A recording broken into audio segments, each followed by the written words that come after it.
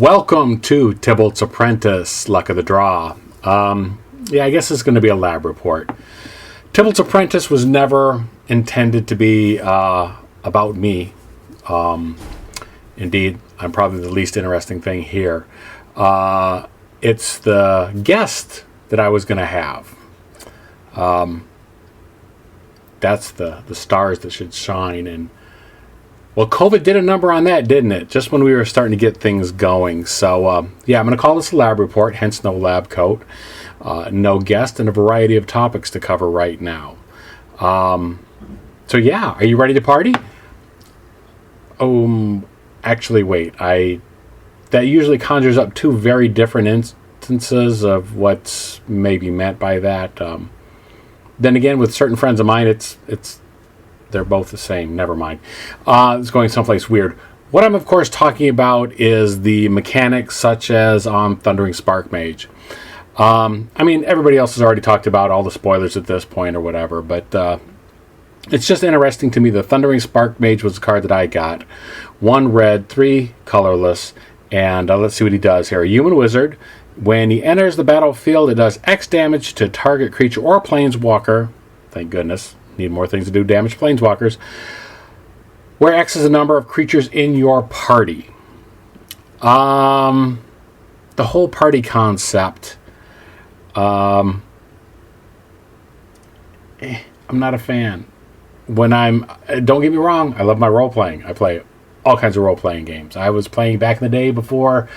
Well, when there was D&D, there was another system called the Fantasy Trip, which the books were about half the price or whatever, and so that's what I played. It eventually became Steve Jackson Games and the whole GURP system and stuff like that. Anyhow, Magic is something separate for me, separate than role-playing, but you know what? This isn't for me. And if it brings more people into the game, if other D&D players can maybe find their way to Magic, well, that's just better, right? Remember, if you have watched the episodes of Tibalt's Apprentice, you know that Enrique was initially a fan just of the artwork. That was back in Fallen Empire, so imagine how far things have come since then. But anyhow, so Spark Mage. The party. What does your party consist of? Consists of a cleric, a rogue, warrior, wizard. So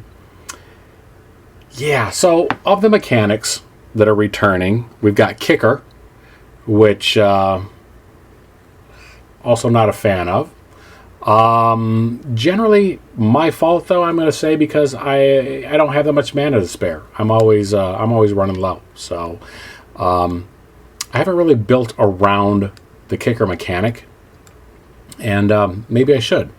Maybe we should make that a goal. Maybe we should do that. The double-face cards. Double-face cards, what do you think about those? Personally, a little bit of a nuisance. It does make things a little bit of a challenge, but at this point I have so many sleeves laying around that it's easy to get the bonus card, that has the magic card back on it, and put that in a sleeve and just keep the other ones separate and clear. Even a penny sleeve will do.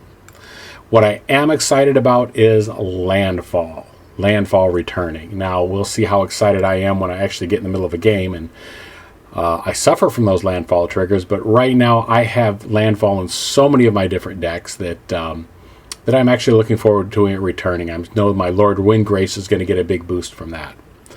So, Thundering Spark Mage, something to talk about. Looking forward to the new set. Talking about the new sets, I think I have a graphic here of the set rotation and what's going to happen.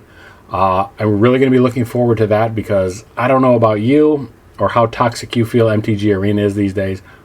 Maybe that's just me. I talked about in one of my recent videos about how the fact that unfortunately these days my happiness is very much tied to how many wins I get, and I should maybe work on separating those things. But anyhow, what else did I have here? First of all, I'm talking about my third topic now. It's not first of all anymore. I do want to thank those of you that are subscribers, that are still subscribers, that haven't dropped me yet. Because I do read your comments. We do get a new subscriber here and there, and I appreciate that. I'm not making content. This brings us back full circle to where we started. The idea behind this show was never to be me talking to you. It was me talking to a guest and getting their opinions. Partly that comes from my, I don't want to say insecurities of the game, but the way I approach the game, I never assume that I'm the best and I have the right ideas. I'm always very much more interested in what you're thinking and what you're doing.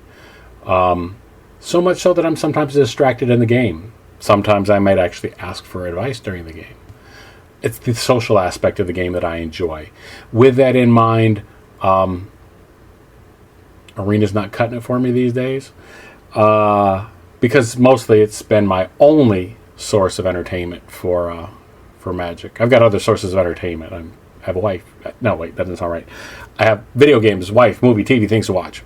As far as Magic goes though, the camaraderie, that's the best part. Going to the local magic shop.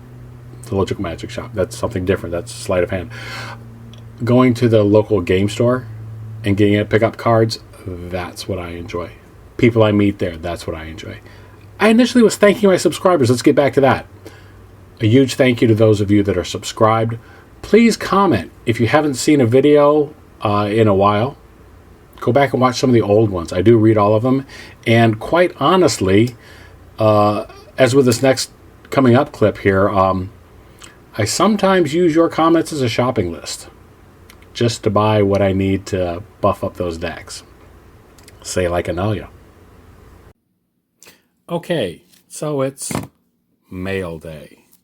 What does that mean? Well, it means most recently I took the suggestions from one of the comments in the Analia Archmage deck and just went straight to where I buy my cards to be able to get some things to make things infinite. Now this one obviously it's a little bit slightly played, but inside a sleeve it doesn't matter.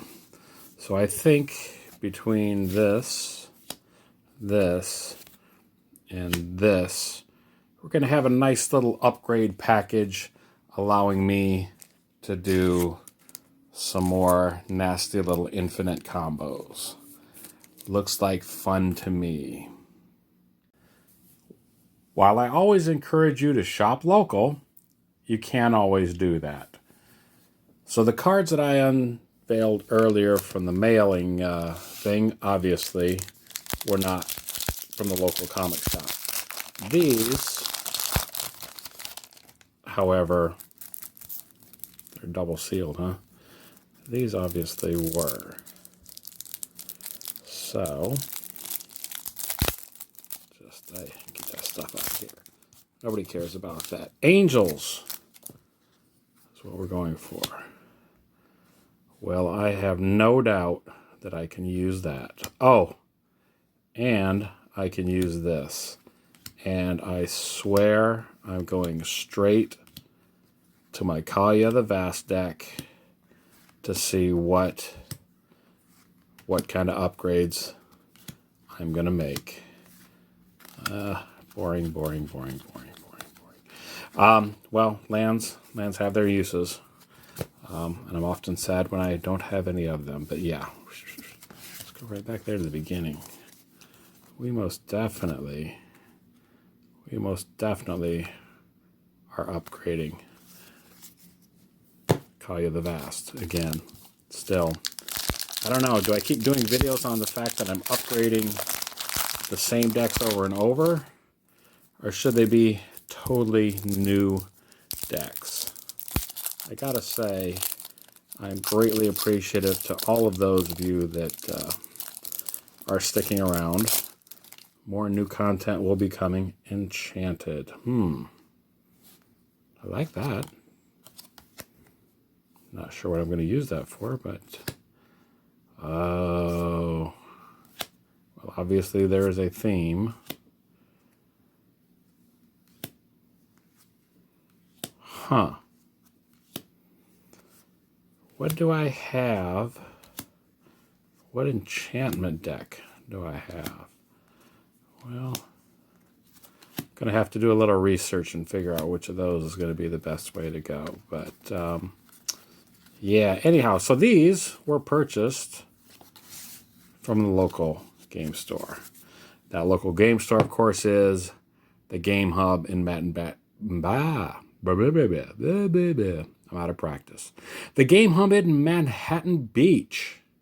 An awesome place to get all the supplies that you need. Anyhow, let's keep going here. At this point, I've probably rambled on and gone so many different places that if you've probably tuned out by now. But if you haven't tuned out by now, a huge thank you. Go hit the subscribe button, like button. We'll have more new content coming. We will have more arena play coming. And thanks for your support.